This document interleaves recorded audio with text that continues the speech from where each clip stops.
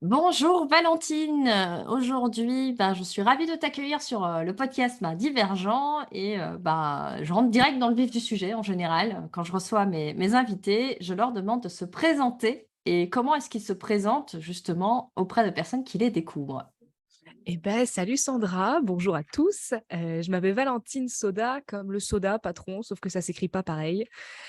J'ai 25 ans et je suis copywriter et je suis aussi coach LinkedIn.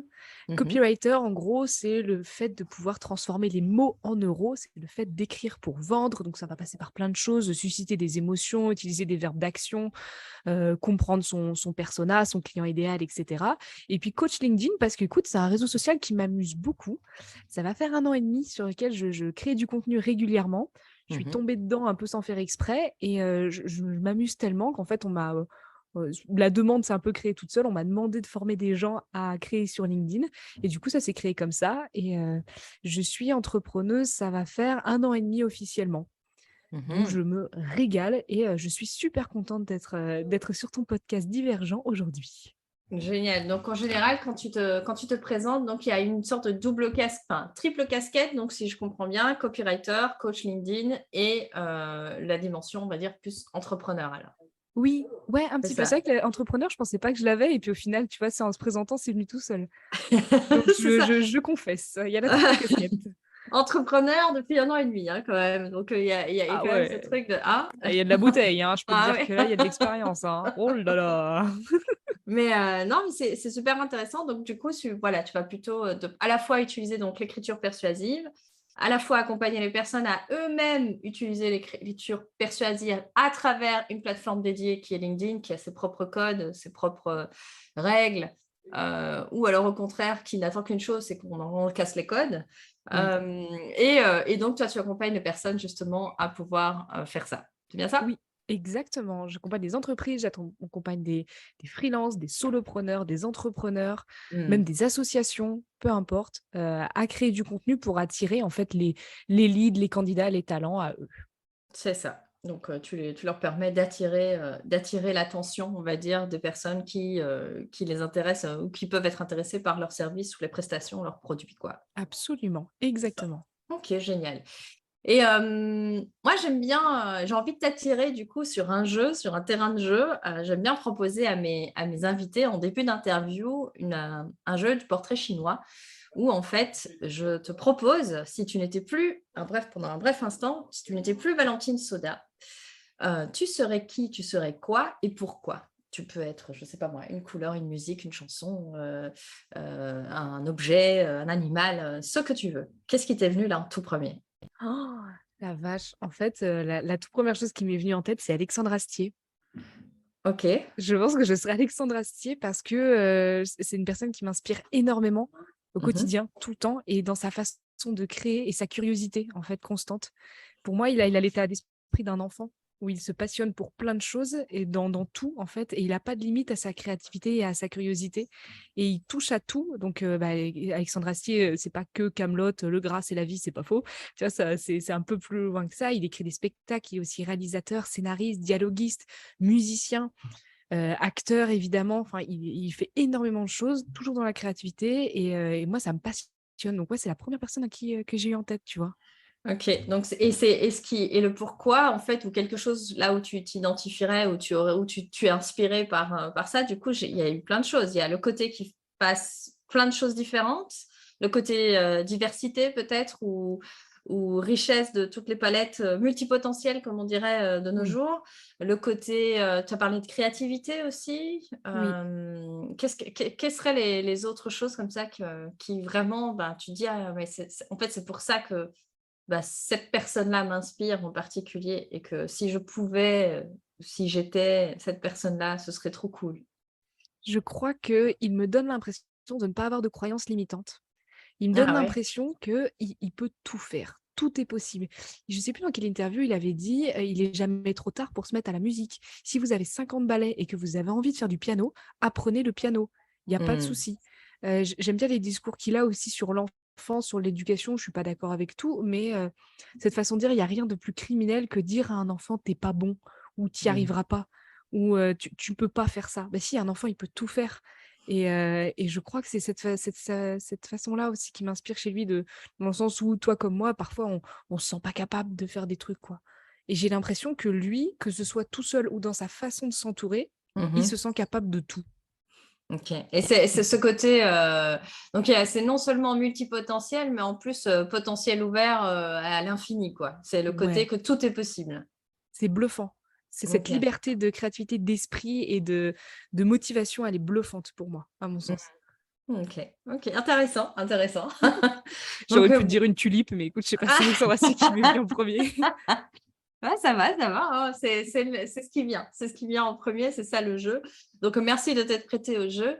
Et puis, ça permet déjà, bah, comme ça, aussi, tu vois, d'appréhender ben, aussi dans ce qui t'anime, je pense, dans le lien qu'on peut faire avec, à travers ce que tu fais aujourd'hui. Ben, tu vois, déjà le côté multipotentiel, on va dire, tu as plusieurs possibles. C'est la casquette entrepreneur, tu as la casquette écriture persuasive, copywriting, tu as la casquette coach sur une plateforme LinkedIn qui, en plus de ça, ben, on est beaucoup dans c'est possible, c'est pas possible. Non, mais sur LinkedIn, il faut être sérieux. Non, mais sur LinkedIn, il faut apporter de la valeur. Non, mais sur LinkedIn, tu peux faire ci, tu peux pas faire ça. Tu es trop C'est un réseau corporate, tu es trop pro, Facebook. Voilà, ouais, ouais. bref, tous ces débats qu'on peut voir des fois sur ce réseau-là ou sur les autres, hein, d'ailleurs, comme il y a chaque. Donc, il y a quand même déjà des petits liens. Et puis, dans ta manière aussi d'appréhender tes posts et tout ça, il y a cette notion aussi de créativité où finalement, tu peux tout essayer, tout a un jeu quelque part, tout peut être pris, ben, pas au sérieux là pour le coup. Et Est-ce que c'est c'est quelque encore chose qui te parle? Ouais, c'est ah ça. mais ça me parle et puis surtout, je te dirais encore mieux Sandra, c'est que plus c'est fou et plus c'est un peu, tu sais, foufou, collé à la réalité, plus c'est bizarre, plus c'est différent, plus ça marche. Alors attention, quand je dis ça marche, c'est pas, ça fait vendre et ça fait des vues ou quoi que ce soit, mais Mmh. plus tu crées du lien avec les gens, plus c'est Mmh. facile après de faire rayonner ses services, c'est plus facile de créer une audience, puis de construire une communauté, plus c'est facile de vendre ses services dans un dernier temps, tu vois? Mais j'ai Mmh. remarqué que plus j'écris comme je parle, plus Mmh. je mets des chui, CHUI, tu vois? Alors que c'est pas la façon d'écrire normale, c'est à Mmh. peine du copywriting, tu vois? Plus Mmh. j'écris comme ça, plus ça fonctionne, plus je donne des exemples concrets, mieux ça fonctionne, plus je fais des photos avec des grimaces, des visuels avec des couleurs hyper flashy, du rose, du vert, plus je fais la débile avec des gants de boxe rose, plus ça parle aux gens et à partir du moment où je me suis détachée de ce côté un peu trop institutionnel de LinkedIn, c'est à ce moment-là que ça a explosé pour moi et c'est ce que j'invite à faire mes clients, mes camarades, mes collègues, mes amis, tout ce que tu veux, c'est vraiment LinkedIn, c'est pas censé être chiant. Pourquoi tu es toi-même sur Instagram et pourquoi sur LinkedIn, tu te mets en photo costard cravate et tu commentes «Bravo pour votre nouvel emploi». Ah non, frérot, trop fier de toi, c'est trop cool, trop bien, Mmh. trop Mmh. contente pour le job de tes rêves, ça fait plaisir. Voilà, c'est comme ça qu'on parle dans la vraie vie. Mmh. Il y a un côté, enfin que je perçois, après tu peux me contredire, hein, mais c'est cette dimension, tu vois, il y a la convention, et puis il y a le côté disruptif et Mmh. le côté, ben, tiens, un peu anticonformiste, qui dit: «Bah, OK, il y a une convention, beh, viens, on joue avec les conventions, viens, on joue avec les règles», sans, forcer le trait, hein, parce que j'entends bien que dans ce que tu dis, oui, c'est pas aller à la caricature, mais c'est d'aller se baser ou s'appuyer encore plus finalement sur ce qui nous amuse, Mmh. sur ce qui voilà, tu disais, nous paraît peut-être bizarre, mais qu'on assume, où on va essayer vraiment de créer ce côté un peu disruptif pour, bah, justement capter l'attention. Oui, sur la personnalité, en fait, sur Ouais. qui on est au Mmh. fond. C'est con, mais la création de contenu, même en entreprise, même quand tu es solopreneur, même quand tu es étudiant, que tu cherches un job, c'est quelque chose d'assez prenant, qui est assez épuisant. Et Mmh. si tu kiffes pas ce que tu produis, mais c'est un enfer. Enfin, je ne sais pas Mmh. si tu as déjà été community manager un jour dans ta vie professionnelle, mais devoir trouver des idées pour créer quelque chose qui ne te passionne pas sur un sujet que tu connais vaguement, devoir faire des recherches et tout, mais c'est un enfer. Alors Mmh. quand tu t'écris ton post, que tu le sors de tes tripes, qu'il y a un petit peu d'émotion ou qu'au moins tu peux te marrer en te disant: «Oh, je suis con quand même, ouais, on va poster ça, c'est marrant», tu vois? Et bah, du coup, tu un côté, tu sais, c'est excitant, tu excité de voir comment les gens vont réagir. S'il y a quelqu'un qui se marre, tu as l'impression d'avoir rempli ta mission.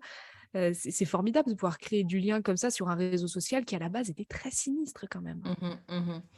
Et qu'est-ce qui t'a amené justement à ça? Raconte-nous un petit peu le propos du podcast, c'est raconter l'histoire, on va dire. Je trouve que chaque personne a une histoire unique et singulière. Et donc, qu'est-ce qui fait que toi, là, aujourd'hui, Valentine, est en train voilà, d'œuvrer au sein du réseau social LinkedIn. Mais comment t'en es arrivé là? C'est quoi ton parcours?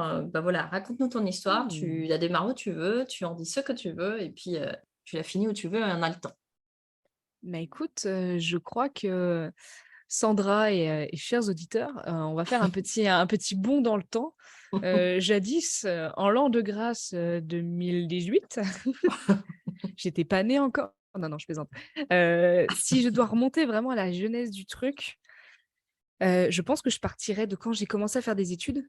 Mmh. Je sais pas toi, mais moi j'ai vraiment été élevée dans l'idée de: «Il faut absolument que tu fasses des études parce que sinon, tu auras un petit boulot, tu vas commencer au bas de l'échelle et puis ça va pas être facile pour toi, la vie, quoi». Donc Mmh. pas méchant, hein, pas de pression, familiale non plus, mais bon, petite pression sociale quand même que si tu veux valoir quelque chose, il te faut au moins un bac+5. Donc j'ai commencé des études de droit que j'ai bien ratées, Mmh. proprement, hein. Franchement, c'était un beau Mmh. 5/20. J'ai enchaîné avec des études de sciences politiques. Alors c'est pas Sciences Po Paris, c'était une petite école en fait privée de sciences politiques.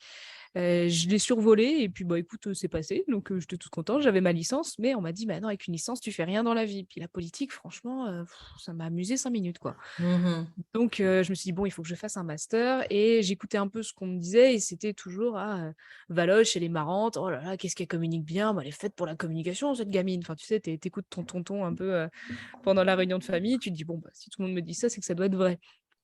Donc je suis partie faire une école de communication, à Nantes, Mmh. qui était une grande école du coup cette fois-ci, qui m'a du coup valu de faire un prêt étudiant et c'est Mmh. important pour la suite. Un petit D'accord. prêt un petit prêt étudiant de 15 000 €, tu vois? Histoire de subvenir à mes besoins, bah, déjà payer l'école et puis, bah, payer l'appart, payer tout ça, quoi. C'est ça. Mmh. Hem, comme j'ai commencé en master 1, honnêtement, j'étais pas, le pingouin qui glissait le plus loin, hein. J'étais pas le couteau le plus aiguisé du tiroir, si tu vois ce que je veux dire? J'ai un peu galéré, j'étais pas une flèche, hein, mais voilà, à force de me faire des bons copains et tout ça, j'arrivais à naviguer sans trop galérer. J'ai eu 5 mois de cours, ensuite on avait 6 mois de stage, puis 6 mois d'Erasmus. C'était ça pour la première année. OK. J'ai fait les 5 mois de cours, j'ai appris des trucs, mais autant qu'en 5 mois, tu vois? Donc pas tant non Mmh. plus et puis les 6 mois de stage, c'est là que les choses ont commencé à bouger. En fait, je me suis fait avoir dans mon stage, une petite arnaque, quoi. Je me suis retrouvée dans le sud, toute seule, dans une toute petite ville pourrie, dans le sud de la France, ça s'appelle Nyons. Alors c'est, genre pas loin de Orange, tu vois? Montélimar, tu vois? Mais un tout petit bled, rien à faire, mais un ennui, tu imagines même pas, Sandra, une cata. Et du coup, pendant ce stage, je devais faire de la com, sauf que franchement, je faisais rien. Enfin, je passais des après-midi à enlever des agrafes. J'étais avec un groupe de filles qui me parlaient très mal, j'étais humiliée tous les jours. Enfin bon, une expérience pourrie comme, tout le monde peut connaître, hein, C'est ça. Un stage pas franchement concluant, quoi. clairement pas, clairement pas. Et puis pas du tout formateur, c'est ça qui était agaçant. C'est-à-dire que vraiment, Ouais, je perdais mon temps, je perdais c'est mon ça. argent, payer une misère, bon, comme on a tous connu, hein.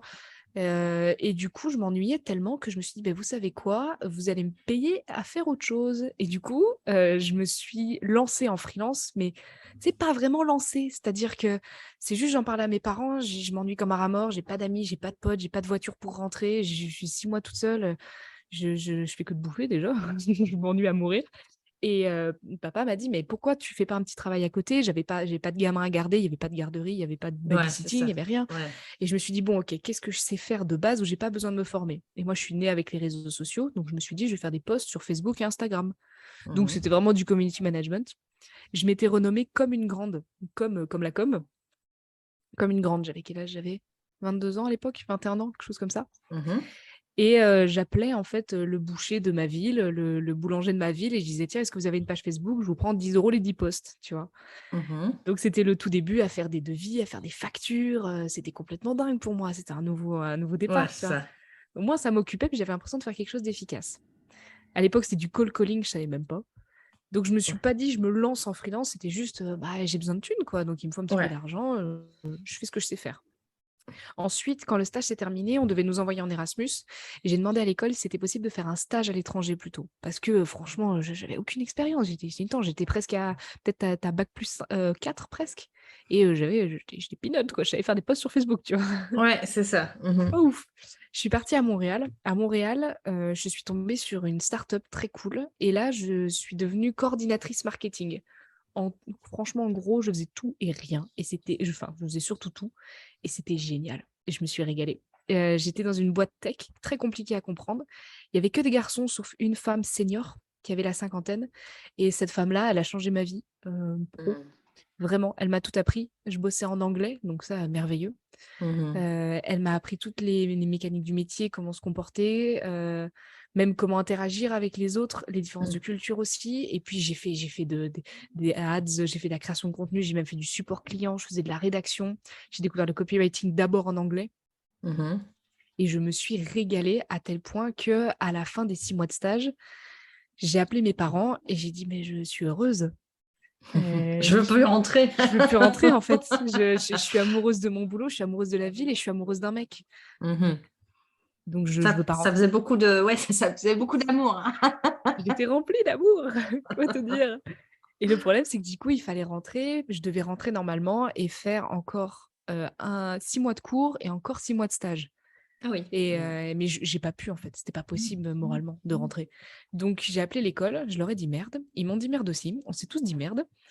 Et ils m'ont mis une petite carotte quand même. C'est pour ça que je cite pas le nom de l'école, mais ils m'ont mis une petite carotte, les frais de scolarité, qui a bien Mmh. entamé mon prêt.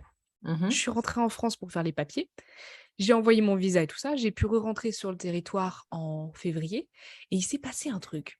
Je sais pas si tu as entendu parler. Tu me dis, c'est peut-être un peu flou. Le covid, Ouais, vaguement, ça me dit quelque ça chose. te dit quelque chose? Ah Ouais. ouais. Et alors là, le covid a bousillé mes plans, comme beaucoup de gens. Qui fait que je me suis retrouvée confinée. Alors, bah, j'étais confinée avec mon amoureux canadien de l'époque, donc moi, si tu veux, j'étais aux anges, mais le fait est que comme je n'étais plus sur le territoire français et que je n'avais pas encore validé mon visa, québécois, je n'avais de droit d'aide ni en France ni au Québec et j'avais C'est plus de ça. boulot, Mmh. et donc une cata, quoi. Donc en fait, pendant 6 mois, j'avais plus de boulot et je vivais sur mon prêt étudiant que j'ai allègrement vidé de toutes parts. Qui Mmh. fait que, j'ai fini par perdre totalement mon boulot après, de l'espoir et de l'espoir, j'ai fini par le perdre et en octobre 2020, j'ai appelé mes parents et j'ai dit: «Bonjour, je suis à -15 000. Qu'est-ce qu'on fait?» Et ils m'ont dit: «Bah, ma grande, tu vas rentrer à la maison». Donc j'ai dit au revoir à l'appart, à la vie, expat de rêve, au mec et je Mmh. suis rentrée la queue entre les jambes dans ma petite chambre violette avec mon lit une place chez mes parents. J'avais pris 18 kilos, de bouffe, de stress et d'angoisse, tu vois? Donc j'étais pas à l'aise avec mon image du tout. Mmh. Je n'avais pas validé mon master, donc j'avais un même pas ouais, j'avais un bac+4, un peu sciences politiques, un peu com. Mon portefeuille client, je l'avais pas réactivé, donc voilà, j'avais rien. Franchement, j'avais rien et j'avais même pas l'argent pour prendre mes valises, tu vois? J'avais dû les laisser chez des potes au Canada et je suis rentrée avec un sac à dos, 2 chaussettes et mes bottes. Et là, j'étais partie pour une petite dépression, tu vois? Je me dis: «C'est le moment, voilà, il fait moche, on est en confinement, il y a plus personne, j'ai plus de potes, plus de mecs, c'est le moment». C'était sans compter mon papa Mmh. qui, enfin toute ma famille, mon papa, ma maman et mon petit frère qui a 2 ans de moins que moi, on s'est relevés tous les 4, mais c'était, enfin c'était très, très fort comme moment. Mon père me réveillait le matin tôt, on allait courir, on mangeait des légumes, on s'aérait, on respirait. J'ai commencé à bosser de nuit à l'usine, à la Micaline, à Mmh. côté, parce qu'il y avait pas de boulot, tu vois? Il y avait Ouais. rien à l'époque. C'était, je me souviens, j'avais postulé pour un quart de temps community manager à Vorwerk, à Nantes. C'est à 1 heure Mmh. de chez moi, j'avais même pas 10 balles à mettre dans de l'essence, quoi. J'étais vraiment -15 000 et zéro sur le compte chèque, quoi. Ouais. Ouais. Et il fallait trouver vite de l'argent parce qu'en janvier, mon échéance de prêt arrivait, tu vois? Mmh mh. Donc il y avait une grosse urgence avec plus le côté mental qui était compliqué à gérer. Donc ce que je me suis dit, c'est: «Bon, bah, on va pas rester là». Je me suis dit: «Je vais reprendre des études parce que c'est la seule chose que je peux faire là. Je vais reprendre des études à distance, je vais reprendre une alternance comme ça me paye à la fois l'école et en même temps mon salaire, je peux le mettre du coup dans mon prêt».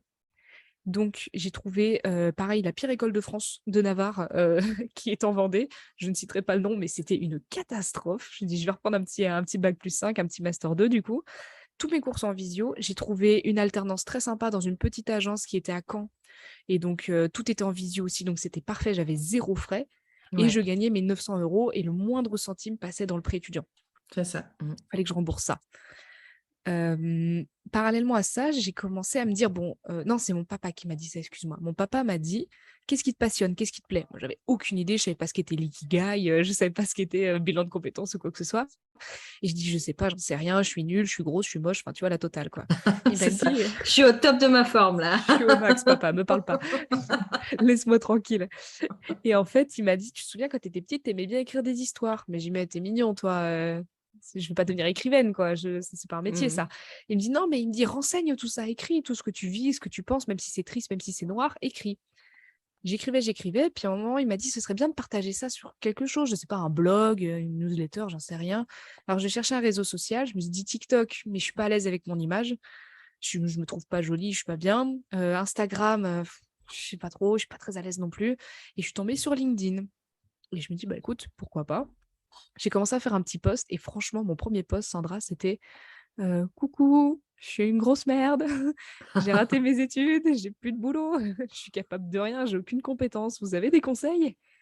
Et j'ai été bluffée par la gentillesse et la bienveillance des gens. Mmh. C'était tu vois, c'était le petit cocon covid, on était tous enfermés chez nous et il y avait une petite communauté de créateurs français qui postaient régulièrement et qui apportaient de la valeur et j'étais en Mmh. mode: «Tiens, c'est intéressant ça». Et les gens commençaient à commenter pour me dire: «Tiens, je te conseille d'écouter tel podcast, je te conseille de lire tel article, je te conseille telle chose» et en me donnant du coup de la valeur comme ça, je me suis dit: «Bon, bah, je vais les remercier». J'ai commencé à lire des articles de, je sais pas, de 50 pages et à les résumer en une petite série de posts et puis ensuite, j'écoutais des podcasts en anglais, je les traduisais. Tu vois? J'essayais de donner de la valeur à ma manière, quoi. Mmh.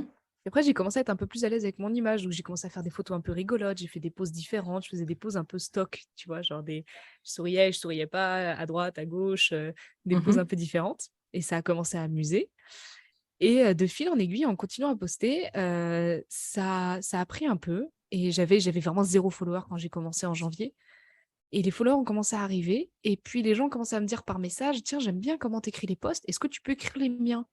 Et alors là, Mmh. j'ai pris une couronne, tu vois? Je me suis auto-couronnée ghostwriter et je dis: «Ah oui, bien sûr, mais j'adore écrire les posts, pas de souci, je sais le faire» et donc là, je suis repartie un peu sur de la freelance à côté et je me dis: «Attends, s'il y a moyen de monétiser ça, genre Mmh. j'ai Tu la as dalle, saisi, quoi». ouais, c'est ça, tu as saisi l'opportunité, quoi, qu'on te présentait. Donc, c'était, une des personnes qui finalement au départ t'aidait, enfin sont venues te donner du conseil. Toi, tu as commencé à toi-même créer de la valeur et puis après, naturellement, il y a des personnes qui sont venues vers toi avec une demande en disant: «Ah ben, j'aime Complètement. bien ta plume quelque part et j'aurais bien envie de l'engager, quoi» et toi, tu as C'est ça. saisi l'opportunité, la balle au bond, quoi. Ah ouais, ah mais je l'ai pris, je l'ai embrassé là-bas, je suis rentrée dans le but avec, hein. J'étais ravie, tu vois? Quelqu'un qui me disait: «Tu es compétente», mais formidable! Donc j'avais Mmh. mon alternance à côté, j'avais ça. Ensuite, j'ai eu des messages me disant, «Hey, j'aime bien comment tu écris, est-ce que tu peux me former à écrire?» J'étais en mode: «Oh, Mmh. je sais écrire moi!» Alors pendant je te jure, j'étais comme une folle, j'en ai mangé des articles, des tutos YouTube, des pour essayer de me former à écrire et apprendre à former parce que je savais pas du tout comment faire, comment facturer. Petit à petit, j'ai augmenté mes prix. Et Mmh. après, j'avais des messages: «Hey, j'aime bien comment tu construis ton audience, tu monétises ta communauté». J'avais même pas les verbatim, tu vois, à l'époque. Tu as Je monétisé? C'est quoi Oui, ça? oui, oui, oui, oui, je monétise, tout à fait, oui, oui, absolument. Et du coup, Je je sais ce disais: que je «Oui, fais. et c'est ça, oui, oui, je suis formatrice, absolument, mais c'est mon métier». Et ça s'est fait comme ça, en fait, donc c'est vraiment fake Mmh. it until you make it, quoi. Mmh. J'ai fait genre que je savais faire alors que pas du tout. Pardon à mes premiers clients, mais en tout cas, vous aviez pas l'air fâchés, Non, c'est que donc tu as fait le job, ouais, c'est ça. Mmh. c'est ça.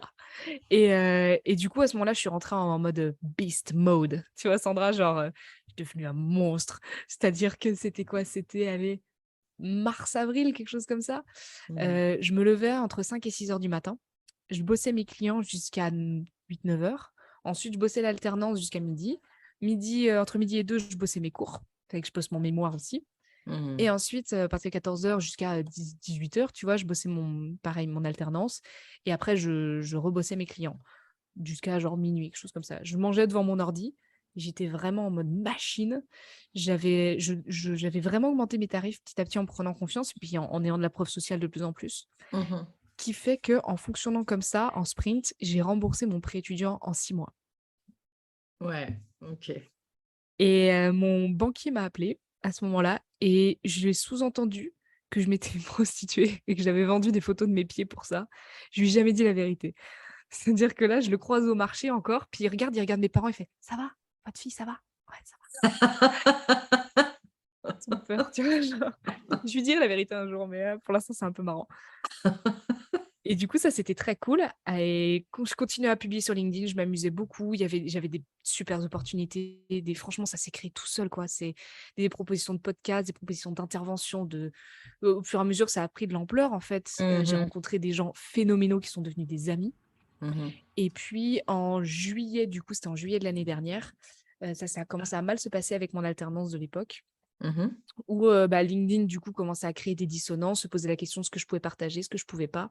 Et puis, pour tout te dire aussi, j'avais mon mémoire, je l'ai bâclé à mort. Il y avait plein de choses qui allaient pas. On a décidé d'arrêter la collaboration, ce qui fait qu'en août, une fois de plus, j'ai dit à mes parents, «Je vais arrêter l'école». Encore une fois, je finirai jamais ces études-là. Ils m'ont dit: «Bon allez, t'inquiète, du moment que tu te régales». Et j'ai été freelance 100%. Et en Mmh. fait, de d'août 2021 à décembre 2021, j'ai cassé les plafonds du freelance. Et donc je suis passée en entreprise individuelle en janvier 2022. Donc là, ça fait on est en septembre, ça fait 9 mois. Et aujourd'hui, tu vois, Sandra, c'est une journée un peu spéciale puisque, c'est ma la première journée de rentrée avec mon alternante. OK. Donc j'ai recruté, tu vois, cet été et je suis, excitée comme une puce parce que là, c'est fou de bosser avec quelqu'un, de transmettre quelque chose. Il y a une Mmh. petite fierté de se dire aussi: «J'ai créé un emploi», tu vois? Mmh. C'est une nana vendéenne comme moi, elle a 21 ans, elle est ultra créative.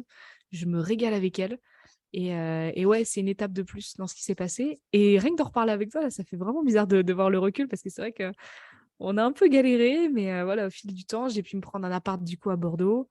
Là, je reviens un peu chez mes parents pour être plus proche de mon alternante mais j'aurais jamais fait tout ça si j'avais pas eu la chance et l'opportunité de faire des études, de me planter et de me planter sainement parce que j'ai été récupérée chez mes parents et tout ça. Ça, je suis, très consciente Mmh. de la chance que j'ai eue et aujourd'hui, quelque chose comme LinkedIn a changé, enfin un réseau social a changé vraiment ma vie et Mmh. je suis extrêmement reconnaissante de toutes les personnes qui m'ont tendu la main, qui m'ont fait confiance, les personnes qui like, qui cliquent, qui envoient des messages, les clients, les anciens clients, même les détracteurs. Je suis reconnaissante. Merci les gars, ça m'a forgée. C'est ça. Et on dit souvent que c'est le début de la célébrité quand tu as un hater. Il faut célébrer ça parce qu'en fait, le hater te donne aussi de la visibilité et Oui. puis te permet de grandir vraiment dans, voilà, dans ta posture de leader ou en tout cas, comme tu dis, tu t'es autoproclamé ghostwriter ou autoproclamé. C'est toi, en fait, qui finis par reconnaître ouais, ta propre valeur et que petit à petit, bon, tu as la preuve sociale, bien sûr, qui vient en retour confirmer ça.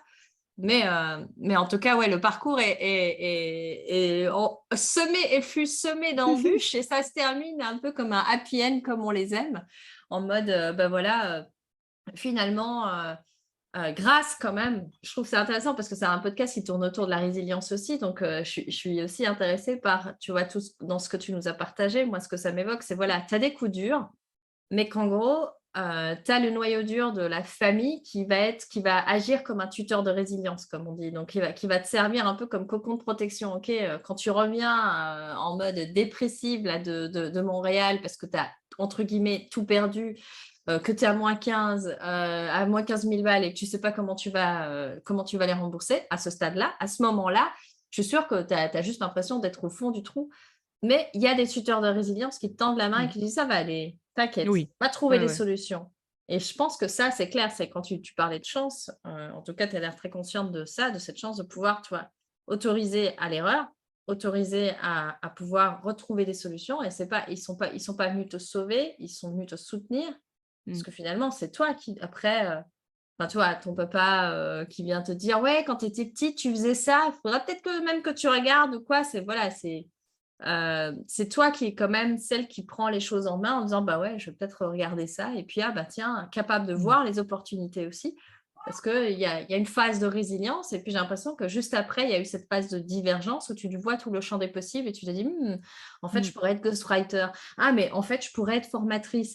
En fait, je pourrais, voilà, faire plein, plein, plein, plein de choses» et puis voilà, te lancer et puis, comme tu dis, faire un sprint, enfin, où tu es en mode machine quand tu dis, à ce moment-là, quand tu es en mode machine, et même quand tu es au fond du trou, moi, qu'est-ce qui t'a animé? Qu'est-ce qui a donné du sens à tout ça? Parce que tu vois, on parle beaucoup du fameux pourquoi. Mais tu t'es lancé un peu comme, tu vois, par, opportunisme, je vais dire ça comme ça, en disant: «Ah bah tiens, on m'a demandé ça, moi j'ai répondu». J'ai dit: «Oui, oui, bien sûr, je sais faire». Mais au-delà de ça, qu'est-ce qui t'a animé là-dedans? Qu'est-ce qui fait que tu kiffes ce que tu fais là aujourd'hui? Aujourd'hui ou à l'époque du sprint? Bah, à l'époque, en fait, il y aurait 2 trucs à demander. C'est quand tu étais dans le creux de la vague, on va dire ça comme ça, donc avant le sprint, là, c'est la Mmh. ça, c'est l'épopée, ça, c'est quand ça remonte. Mais quand tu es au fond du trou, à ce moment-là, comment est-ce que tu fais pour te dire: «OK, c'est bon, je vais tenter le fameux poste ou vulnérabilité quoi, quand même. Mmh. Bah, en fait, c'est quoi les conseils que vous me donnez? Parce que là, je suis perdue, je sais pas quoi faire». À ce moment-là, c'est quoi qui te donne cet élan-là? C'est quoi qui te donne cet tu aurais pu «rester à terre» entre guillemets. Oui. Ouais, puis ça m'allait bien, c'était confortable en plus d'être à terre. Moi, j'aimais bien, Ah bah, ouais. mais enfin j'aimais bien, ça aurait pas duré, mais sur le moment où ça a duré, c'était agréable.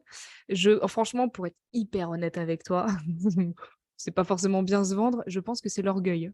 Mmh. Mon why à l'époque, c'était l'orgueil, j'avais un besoin de vengeance. Fierté, ouais, c'est une Ouais. revanche. Ah Ouais. ouais, il fallait que je me relève. Franchement, enfin, La avec le colère, quoi. recul, j'ai plus de bienveillance, mais à l'époque, je me trouvais ridicule. J'avais tellement végété pendant des mois, tu te rends compte, ça faisait presque 1 an que je bossais pas, quoi. Enfin, j'ai bossé à Mmh. l'usine, 3 mois, mais c'est rien. Ouais. J'étais entourée de gens qui étaient pleins d'angoisse. Mes parents et mon petit frère sont commerçants.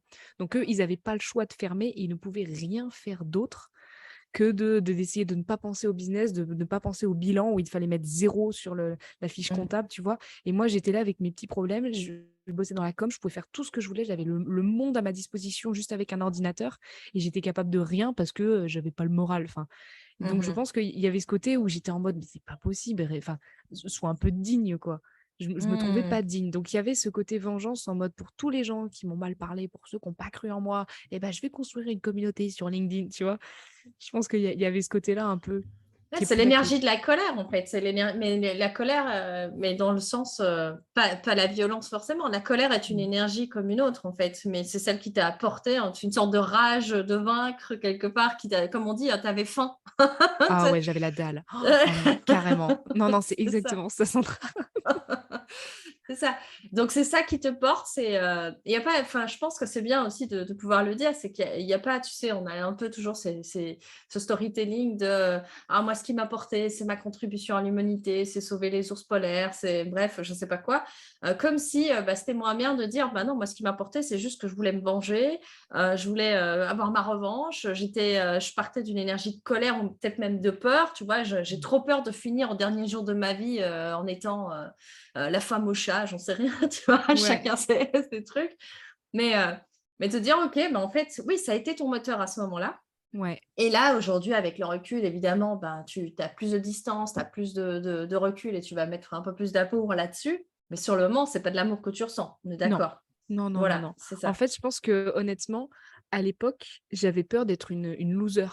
Mais tu sais, une Mmh. vraie loser. Pas le loser un peu romantique dans les films, tu sais, qui est joué par Vincent Ladon et en fait, c'est pas un loser ou tu sais, genre, Jim Carrey au début qui se fait respecter par personne et à la fin, il se rend compte que tout le monde l'aime. Tu sais, vraiment, j'avais peur d'être une vraie loser en mode: «Elle fait quoi ta fille?» «Bah, elle bosse à l'usine depuis 15 ans parce qu'elle s'est ramassée à Montréal, qu'elle a jamais fini ses études», tu vois? Mmh. J'avais peur de ce côté Ouais. loser-là.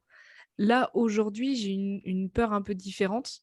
Je pense qu'elle est encore un peu portée d'orgueil et j'essaie de bosser là-dessus. Là, j'ai peur d'être moyenne. J'ai peur d'être Mmh. médiocre, tu vois? Ouais, la fameuse médiocrité, ouais. Donc, Ouais, cherche l'excellence, tu veux devenir, chaque fois meilleur et donc mais en même temps, c'est c'est ce ça. qui fait, que tu es constamment en train de chercher, à apporter de la valeur. C'est aussi ce qui t'anime aujourd'hui dans l'accompagnement avec, voilà, de pouvoir coacher les clients et cetera, et d'être toujours en décalage. Finalement, est-ce que c'est pas ça aussi qui te porte et qui te donne tu vois, c'est une autre fin quelque part, mais c'est ce qui te permet d'être créative aussi. Tu vois, la Mmh. créativité, c'est dans la contrainte. Donc, tu es dans cette idée de se dire: «Bon, ben, OK, il faut absolument que, la contrainte que tu ressens, c'est je veux pas être médiocre, en fait». C'est Mmh. un non négociable pour toi. Ouais. C'est Ouais, ouais. ça? J'ai pas forcément envie d'être la meilleure, surtout avec LinkedIn. LinkedIn, Ouais. c'est un Mmh. réseau qui a ce côté un petit peu aussi toxique où tout le monde fera meilleur que toi. Si tu Mmh. passes ton temps à scroller sur LinkedIn, c'est comme, aller sur Instagram, passer son temps à scroller sur des corps de mannequins, tu vois? C'est pareil, Mmh. tu te sentiras jamais à la hauteur. LinkedIn, c'est pareil, tout le monde fait un meilleur chiffre d'affaires que toi, tout le monde fait plus vite que toi, mieux que toi, tout le monde Mmh. embauche plus de gens que toi et a une meilleure équipe que toi, c'est toujours ça. Donc, Mhm. je cherche pas forcément à être la meilleure, mais par contre, j'ai l'impression que c'est jamais suffisant, ce que je peux produire, tu vois? Mon post, il est pas assez précis, mon client, je lui ai pas délivré assez, ma conférence, elle est pas assez étayée. Et on a tendance à se perdre là-dedans un peu c'est pour ça que c'est important de bien s'encadrer, de bien s'entourer. Mhm. Le fait d'avoir une alternante, là, Gaëlle, elle est super et ça me permet du coup de prendre beaucoup de recul avec elle parce que tu te rends compte de ce que tu sais au fur et à mesure. Parce que quand on est qu'entre experts, tu Mm. as Et tu conscientises finalement ta compétence, c'est ça, c'est de reconscientiser ta compétence acquise qui est devenue inconsciente en fait. Tellement tu l'as fait toi toute seule, tout le temps, depuis le début, tu t'es formée, tu disais que tu lisais des articles, écoutais des podcasts, tu as traduit Enfin, tout ça, c'est finalement des compétences que tu as acquises sans t'en rendre compte presque. oui. Et que là, quand tu commences à toi devoir le transmettre à quelqu'un d'autre, ce savoir-là, c'est quand tu te rends compte, en fait, ah oui, bah ça, en fait, Oui. même des fois, je ne sais pas si tu as ça, tu as du mal à même dire comment tu fais. Ah oui, oui. Tu vois, comment est-ce que, ah ben, en fait, je ne sais pas, c'est quoi le process Ouais. Il y a des choses qui semblent logiques et c'est pour ça que je suis très admirative de certains entrepreneurs, tu vois? Quand je pense à Thibault Louis, je pense à Maud Alavès, Mhm, je pense à, Elliot Meunier, tu vois? Ces gens-là qui arrivent à avoir des procédures, qui arrivent à noter leur process, genre leur process de création, leur process mhm, d'organisation et tout. Moi, je suis, estomaquée par le talent de ces gens-là parce mhm, que je fais la majeure partie des choses au feeling. C'est pour ça mhm, qu'au début, je pensais que je pouvais être que freelance ou solopreneur parce que mhm, j'arriverais pas à embriquer quelqu'un, avec moi. Au final, avec Gaëlle, ça se passe bien parce elle est un petit peu comme moi, elle est très émotionnelle. mhm. Du coup, les posts LinkedIn se créent naturellement, le contenu se crée naturellement, mais c'est pas facile d'en faire des formations ou d'en faire des coachings pertinents C'est quand tu dis ça. juste: «Bah, c'est évident», tu vois? C'est pas bon comme ça. Mhm, Donc je trouve ça fort et c'est un truc sur lequel j'essaie de bosser en ce moment, c'est de pouvoir noter ce que je fais, comprendre à quel moment, quelle période, grâce à quel process, en fait, les choses se créent, tout simplement. C'est ça, arriver à mettre de la conscience finalement sur quelque chose que tu fais naturellement. C'est un peu ce piège qu'il y a beaucoup ben voilà, tu parlais qu'à un moment donné, tu parlais d'ikigai, de bilan de Mmh. compétences, etc. Mais enfin, demande à quelqu'un c'est quoi sa zone de génie. S'il n'a pas fait un travail en amont, enfin l'école, on va dire, ou l'éducation qu'on reçoit n'est pas faite pour nous dire bah, ça, c'est vraiment là où tu es brillant. Et ça, ou alors, on va se résumer à un aspect technique, une compétence vraiment technique, mais pas ah bah moi, ma facilité, c'est de connecter avec les gens, de savoir les écouter. Ouais, mais ça, tu sais, tout le monde sait faire. Ouais, bah, Ben non, ouais, en mais fait. non. Mmh, mmh, mmh, mmh. Mais non, en fait. Et c'est intéressant de voir aussi comment, là aussi, tu vois, dans ton parcours, ce regard extérieur, celui de ton papa ou de tes proches, il dit: «Tiens, mais en fait, tu sais quoi? Quand tu étais petite, tu aimais bien faire ça». Et la première réaction qu'on a: «Oui, mais bon, c'est bon, je Mmh. racontais des histoires, enfin, c'est pas ouf, tout le monde fait ça, tous les enfants font ça». Bien C'est sûr. dessiner, inventer des histoires, imaginer. Oui, tous les enfants font ça, mais qu'est-ce que tu en fais toi, là, maintenant, en tant qu'adulte, finalement? Et cette créativité-là, elle a toujours été là, finalement. Oui. Comment ça se crée, comment ça se matérialise et qui me le rappelle, quoi, au final. C'est ça. Et puis Ouais. après, c'est comme tu dis, la difficulté de quand c'est tellement naturel et fluide pour toi, c'est d'arriver à en faire un process ou quelque chose que tu puisses rendre pédagogiquement, bah, transmettre de manière à dire: «Bah oui, OK, je fais ça au feeling, c'est pas suffisamment tangible pour que les personnes puissent, reproduire la recette. Tu vois, genre le gâteau au chocolat, mais sans dire qu'il faut du chocolat, du beurre, je sais pas quoi, enfin, sauf si c'est un sans beurre, mais mais C'est quel important de intérêt? préciser. Mais quel intérêt de faire un gâteau au chocolat sans beurre? C'est pas assez Divergent, en gras. fait, c'est le podcast de la précision, OK? On est là pour parler ingrédients. C'est La ça. recette du bonheur. Exactement, du Du chocolat du bonheur. bonheur, de cake au chocolat du bonheur. Mais ouais, donc ce qui serait aussi intéressant, tu vois, c'est que dans ce que tu expliquais, c'est de tout ça, c'est que ce serait quoi pour toi on va dire les 3 pépites majeures, les 3 apprentissages de sagesse de ton parcours jusqu'à maintenant? Je me doute bien que tu vas encore avoir, plein d'autres pépites plus tard parce que là, tu es comme, tu vois, genre dans le voyage du héros, arrivé au moment où tu as combattu le démon du covid, du prêt à rembourser, de je sais pas quoi et là, tu arrives au stade où, bah, trop bien la victoire, Valentine, elle a engagé quelqu'un, c'est génial et le voyage du héros va repartir, hein, Et donc c'est reparti! Êtes-vous de retour, accrochez vos ceintures, messieurs, dames? Oui, dans l'autre exactement. sens! Je sais plus Donc quelle comment, phrase qui avait dit ça, qui avait dit: le sommet de ta montagne, ce n'est que la base de la prochaine», tu vois? oui, Bah, souvent, c'est ça. Mais c'est pas un truc déprimant, en fait. Pour Non. moi, je vois ça comme une aventure. C'est vraiment le voyage du héros, c'est une aventure, en fait. Et c'est sans cesse, c'est un cycle infini.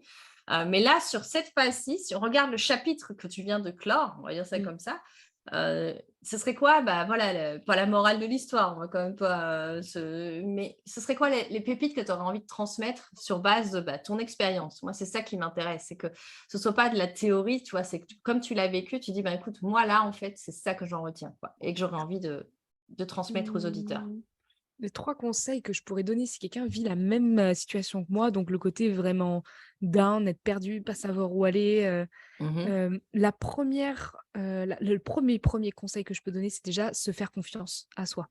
Mmh. Se faire confiance à soi, c'est super important et le deuxième, ce serait, laisser le temps au temps, tu vois? Fais-toi confiance et donne-toi du temps.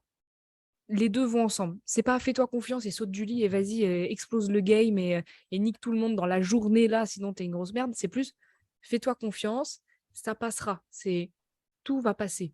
Le mal-être va passer, l'angoisse va passer, le contexte va évoluer, ça va aller et le dernier conseil aussi que je peux dire, c'est vraiment ne jamais rester tout seul face à ça. Il y a pas le mythe du héros. Il y a pas le mythe de tu vas y arriver face à tout le monde, tu es le seul guerrier. Je veux dire même dans One Piece, ils sont tout un équipage. Enfin, tu vois? Genre, le héros, il a toujours des acolytes, il a toujours un meilleur ami, il a toujours un mentor. Il n'est jamais tout seul. Là, c'est Mmh. pareil, entoure-toi de gens, te laisse jamais seul. Moi, si j'en avais pas parlé à mes parents, si je m'étais dit à Montréal: «Non mais t'inquiète pas, je vais les rembourser toute seule mes 15 000, ça va le faire», là, je serais dans un gang, hein. Je te Mmh. dis, j'aurais le crâne rasé, j'aurais des tatouages dans le dos et j'exagère. Et tu vendrais vraiment des photos de tes pieds à des C'est fétichistes, sûr, à des peut-être? prisonniers russes, mais Ah mais évidemment, il oui. y a un business incroyable, personne ne le sait ça, il y a un Oh vrai non. business. Donc si jamais vous cherchez une opportunité de vous faire de l'argent rapidement, bah, voilà, le N'hésitez pas à conseil, contacter moi, j'ai des très, très bons contacts dans les prisons russes. Faites pas ça, s'il vous plaît. D'ailleurs, je sais que si des gens m'envoient des messages à cause de ça, je sais qu'ils viendront de ton podcast, Sandra. Oui, Tu c'est sauras, ça, tenue exactement. responsable. Donc ouais, c'est ça, c'est franchement fais-toi confiance, le temps fera son affaire et entoure-toi, reste pas tout seul. OK, super, super, pertinent aussi. Je trouve que cette phrase que tu as dit de «tout passe», que finalement, même quand tu es dans le creux de la vague, enfin, d'avoir confiance dans le fait que tout passe. Donc c'est-à-dire, comme tu dis, le contexte va évoluer, tu vas évoluer, les enjeux vont évoluer, les opportunités vont évoluer et il y a même dans la dimension juste avant où tu disais se faire confiance, il y a aussi cette notion de faire confiance à justement à toutes ces choses qui vont évoluer, qui vont, redistribuer les cartes à un moment donné. Oui, exactement. Hem, mais avec cette dimension et je trouve ça, rigolo parce que tu vois, tu parlais avant de: «Ouais, orgueil, il faut que je travaille là-dessus», je sais pas quoi. Mais là, à ce moment-là, tu l'as pas cet orgueil-là puisque tu t'entoures. Mmh. Donc tu as cette humilité à cet endroit-là, justement, ou cette sagesse intérieure peut-être, je sais pas, de se dire, ben, ouais, comme tu dis, heu, ouais, tu aurais pu, te dire, pour le même prix à Montréal: «Non, c'est bon, je continue solo, en fait. Seul, on va vite, ensemble, on va plus loin. Mmh. M'intéresse pas, moi, je veux» tu sais, le typique mythe de la self-made woman ou du self-made man. Ouais. Et là, non et ça, tu le prends pas et tu as, enfin, moi, j'appelle ça humilité, tu vois? De pouvoir dire, tu disais, la queue entre les jambes parce qu'il y a quand même une part de honte et de l'orgueil est Ouais, blessé, parce que tu reviens en disant: «Ben, j'ai foiré mon projet, quoi. J'ai j'ai foiré mon coup». raté. Ouais, Ouais, c'est ça, j'ai raté, c'est ça. Je me souviens vraiment de l'avion qui part, je me souviens du hublot et je me souviens voir vraiment la ville s'écarter et dans ma tête, c'est: «Tu raté, t'as raté, t'as raté, t'es nul» et je suis retournée à Montréal, tu vois, en décembre l'année dernière. Mmh. J'ai revu mes copains, j'ai revu mon ancien appart, j'ai pu récupérer mes affaires. J'ai revu tout le monde, c'était fou, j'étais trop fière. Je revenais, j'avais mon ordi tout neuf, mon nouveau portable. J'ai été dans un endroit où j'ai jamais pu aller, je me suis fait des restos, des choses et j'ai chopé le covid. Et j'ai Mmh. chopé le covid, le premier. J'étais la troisième sur le territoire canadien à choper Omicron. Je me suis tapé 15 jours d'isolement. Je me suis ruinée dans un Airbnb, dans des billets d'avion pas remboursables, dans des tests PCR à 150 $. Je me suis dit: «J'ai compris la leçon. Montréal ne veut pas voir ma gueule, c'est pas grave, je reviendrai un autre jour». Mais tu vois, c'est l'humilité, elle m'est revenue dans la gueule quand même en mode: Ouais, c'est «Redescends ça. ma grande», tu vois? C'est ça, Ça tout va est aller. équilibré, quoi. En fait, c'est le juste, Voilà. tu te sentais plus, alors du coup, bah, il y a le Covid qui est venu pour te rééquilibrer un petit coup sur, «OK, On attends m'a bien, ramené je là. te rappelle ta condition d'humaine là», tu vois? Viens là, ma grande, on va te Ouais, ramener viens là, sur ma terre. grande, tu te prends, ouais, c'est ça, tu te crois déesse, tu vas voir, tu vas revenir bien sur le plancher des vaches et tu vas sentir le Oh, je sol. te jure. Non, mais alors, je sais pas si tu as dû voir cette interview, elle est incroyable.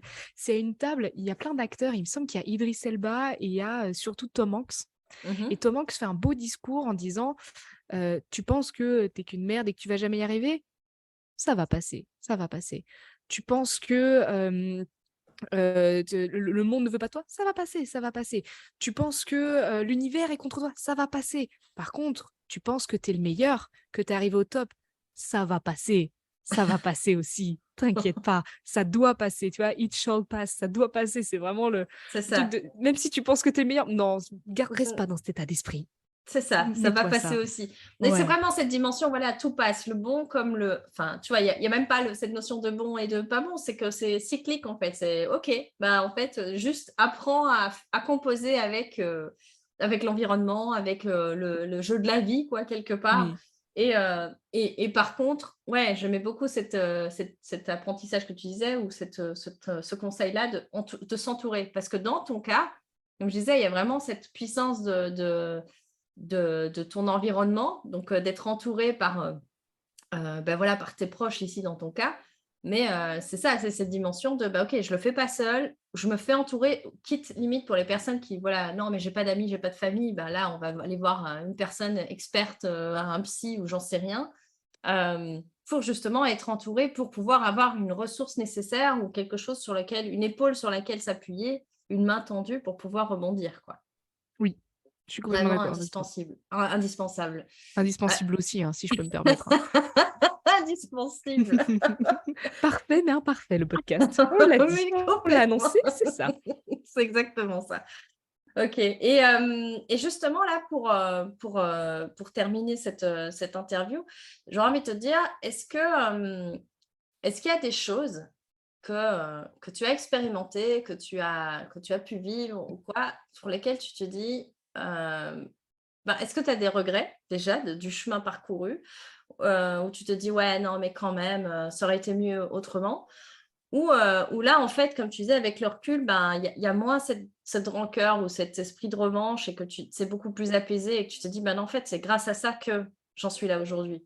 Si j'avais pas eu ça, je serais, bah, comme tu disais, punk à chien, peut-être à Montréal, j'en sais rien». C'est vraiment ça. En vrai, j'ai pas de regrets, c'est sûr. Mmh. Je pense que j'ai un ou 2 remords, des Ouais. petits remords, du genre, j'ai l'impression que je serai jamais assez reconnaissante avec ma marraine, la bonne fée du Canada, tu vois? Qui m'a formée et tout ça. D'accord. Je Mmh. comprends mieux certaines choses. Maintenant que j'ai une alternante, je comprends mieux comment a pu se passer mon alternance à moi, à Comment elle l'époque. a dû gérer, tu veux dire? Comment, en fait, le la relation que j'avais avant avec mes employeurs, je comprends mieux leurs problématiques maintenant que moi j'en suis une, tu C'est vois? ça. Mmh. Tu es Donc de l'autre je côté de pense la barrière, quoi, quelque part. voilà, Mmh. exactement. Je pense que j'ai manqué de compréhension, de bienveillance à l'époque. En fait, les seuls petits remords que j'ai, c'est juste de pas avoir assez montré ma gratitude à certaines personnes à certains moments. Mmh.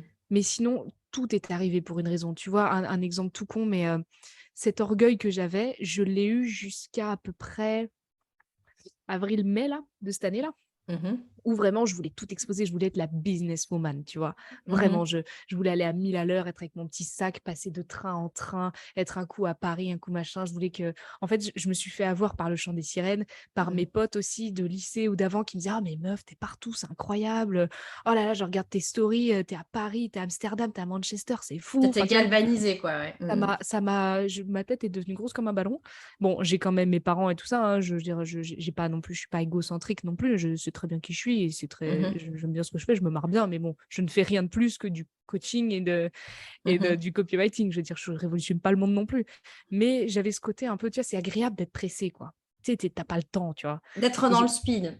d'être dans le speed, D'être j'adorais ça. occupé. Mhm. Complètement et ça, j'adorais et mes parents, ils me disaient: «Mais non, mais tu sais, faut que tu te reposes, tu sais, puis tu pas bonne mine là, faudrait que tu respires un peu, que tu ailles dehors, que tu dormes, que» des choses comme ça. J'étais en mode: «Oui, bon, vous êtes mes parents, quoi, faut vous inquiéter comme des parents» et jusqu'au jour où vraiment mon corps a dit stop, comme plein de Mhm. gens, tu vois? Alors je te sors pas le grand discours du burn-out parce que j'ai pas été voir de médecin, personne m'a diagnostiqué en burn-out, mais Mhm. j'ai tapé, peut-être pendant 2 semaines mes meilleures nuits de 15 heures.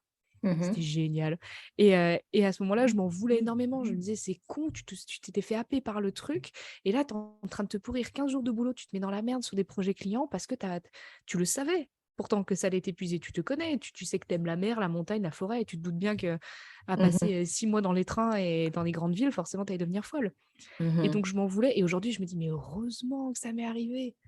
Oh, Mhm. qu'est-ce que je suis zen maintenant! Qu'est-ce que je me marre! Qu'est-ce que je me marre à pas me mettre des rendez-vous le matin, à me taper des grasses mat, mais qu'est-ce que je me marre!» Mhm. Donc ça, Mhm. non, ça, je suis très, très reconnaissante d'avoir eu ce moment-là, d'Erne aussi tôt, surtout dans le business et aujourd'hui, j'ai plus envie de tout exploser, j'ai plus envie d'être la meilleure.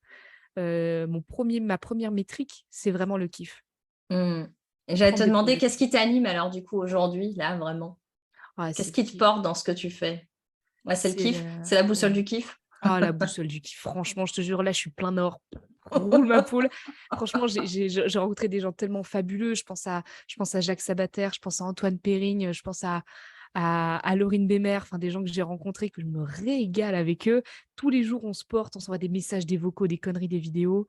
C'est tellement marrant. Tu signes un contrat, tu es galvanisé, tu envoies, les gens, ils sont contents pour toi. Enfin, ça fait trop plaisir, quoi. Donc Mhm. c'est le Mhm. le le kiff.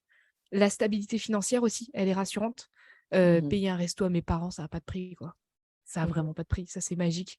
Prendre mon frère comme conseiller financier et il me dit: «On est bon ce mois-ci», c'est fabuleux. Enfin, il y a rien de mieux. Donc ça c'est très, très fort Ouais. et ouais, l'impression de faire quelque chose qui a du sens, quoi. Mhm. D'avoir des gens qui te remercient. Moi aussi, mon business a explosé, grâce à ça, je me régale sur LinkedIn, j'ai été reconnue par mes pairs, j'ai mon boss qui me fout la paix parce qu'il a compris que LinkedIn avait un but. Enfin, des détails comme ça qui font du bien tous les jours, des petits messages des gens. Je trouve que les gens sur LinkedIn sont principalement très bienveillants et Mhm. on a une chance folle. Puis ouais, se lever tous les jours, se dire: «Mais la chance que j'ai, quoi. Oh la chance, quel kiff!» C'est du taf, mais c'est du kiff, hein, franchement. Ouais, c'est ça. C'est que tu as pas l'impression de bosser. Je crois que c'est Confucius qui disait ça, trouver un job qui vous passionne et vous n'aurez plus jamais la sensation de Mmh. travailler.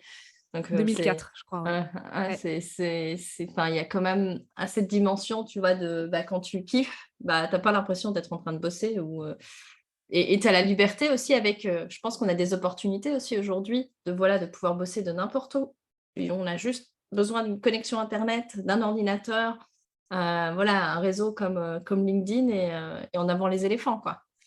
C'est c'est Ah, j'adore cette expression, je te la pique. Elle est géniale, elle est top. En avant les éléphants, c'est j'ai l'image du livre de la jungle. Je sais pas qui m'est venu. complètement! Oh non! Comment il dit? C'est là?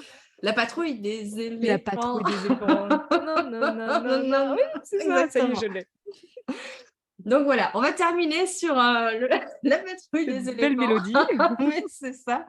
Bah, ça a été un plaisir pour moi, Valentine, de pouvoir échanger avec toi aujourd'hui, de découvrir, bah, justement ton parcours et là où tu en es et puis je te souhaite, bah, plein de succès encore pour la suite parce que j'ai l'impression qu'il va y avoir un nouveau chapitre qui va s'ouvrir donc je serai, attentive de continuer à lire le tome 2 de l'histoire de Valentine Soda là, Oh, tu pour adorables. voir, Franchement, je me suis régalée. Tu as des vrais talents d'intervieweuse. bah, Parce que merci franchement, beaucoup.